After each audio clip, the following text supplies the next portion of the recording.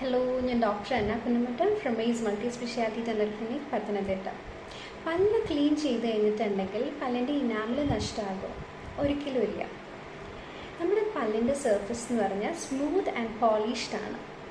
ഈ പല്ലിൻ്റെ മുകളിൽ ഒട്ടിപ്പിടിച്ചിരിക്കുന്ന കാൽക്കുലസും പ്ലാക്കും ഒക്കെ റിമൂവ് ചെയ്യുന്ന പ്രോസസ്സിന് പറയുന്ന പേരാണ് ക്ലീനിങ് അഥവാ സ്കെയിലിംഗ് എന്ന്. ഇതിനു വേണ്ടി മിക്ക ക്ലിനിക്കുകളിലും ഉപയോഗിക്കുന്നത്, ഇതിനെ റിമൂവ് ചെയ്യാൻ വേണ്ടി മിക്ക ക്ലിനിക്കുകളിലും ഉപയോഗിക്കുന്നത് അൾട്രാസോണിക് എന്ന് പറഞ്ഞ ഉപകരണമാണ്. അതിൽ നിന്നും പ്രൊഡ്യൂസ് ചെയ്യുന്നത് ഒരു അൾട്രാസോണിക് വൈബ്രേഷനാണ്.